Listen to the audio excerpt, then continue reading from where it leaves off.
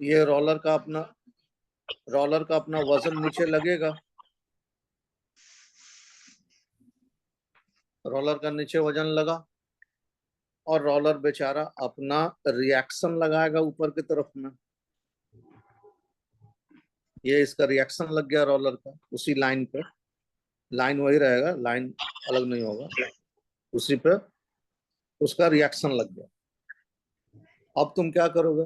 अब सपोज कर लेते हैं कि ये अर्थ के साथ में, ये रोलर मान लो कि ये अर्थ हो गया, अर्थ के साथ में ये रोलर यहाँ पे थीटा एंगल बना रहा है।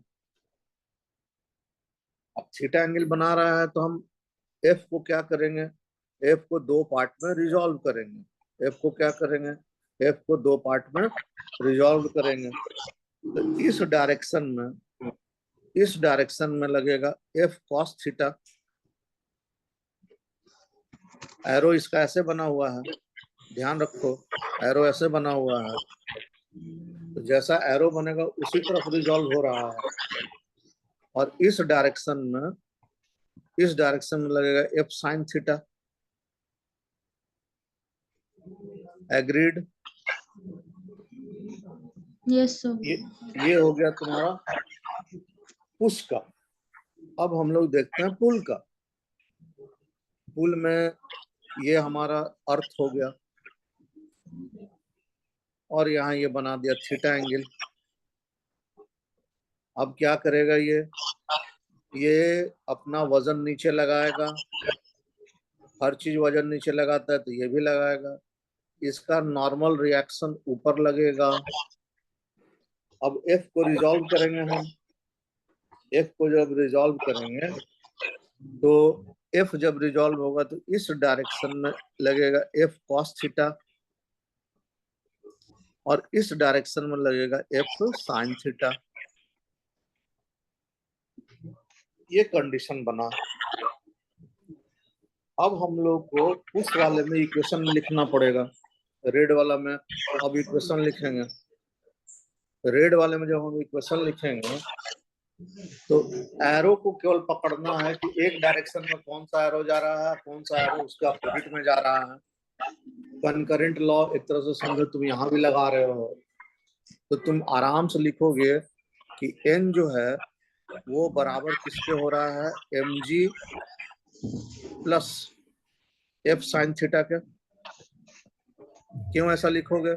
ऐसा इसलिए लिखोगे कि ये एरो नीचे है और ये भी एरो नीचे है, तो इसको और इसको दोनों को एक डायरेक्शन में ऐड कर दिया और ये वाला जो एरो है, एन वाला जो एरो है वो अपोजिट है, तो ये और ये उसको क्या कर दिया? बैलेंस कर दिया।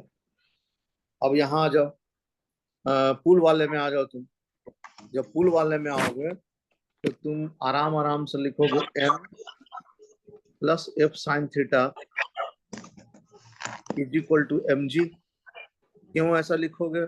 ऐसा इसलिए लिखोगे कि एम जी का एरो नीचे है, एफ साइन ये ऊपर है और ये ऊपर है, तो ये और ये आपस में ऐड हो गया और एम जी। तो अब यहाँ देखो, आगे चलो, आगे चल के जब तुम देखोगे तो एन का वैल्यू कितना हो जाएगा? ये हो जाएगा M G minus F sine theta. और यहाँ एन का वैल्यू कितना है? M G plus F sine theta.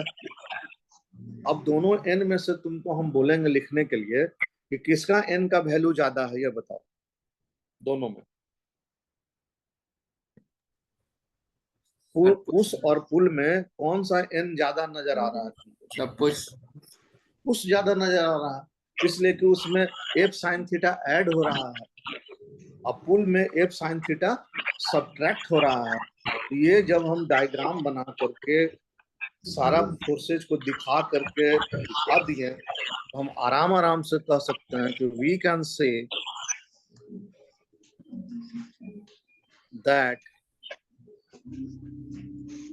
N push is greater than an pull. बड़ा है, पुश बड़ा हो गया पुश बड़ा हो गया तो भारी हो गया वो। That's why pulling is easier than pushing. ज्यादा लैंग्वेज नहीं देना है, बस बना करके दिखा देना है सब लोग को कि देखिए सर, दूध का दूध, पानी का पानी, सामने सामने करके दिखा दिए आपको। और ये दिखा दिए कि पुल का जो एन होता है वो छोटा होता है। इसीलिए जब जो हमारा ब्रीफकेस बनता है, हाँ, हम लोग का जो जिसमें कि व्हील लगा रहता है, खींच करके ले जाना बड़ा आरामदायक हो जाता है। खींचते समय में आराम आराम से खींचाते रहता है, और उसी को अगर पुश करना रहता है तो हम लोग को ज्यादा ताकत लगाना पड़ता है। उसका कारण यही है। हमारे हिसाब से समझ में आ गया होगा तुम लोगों को।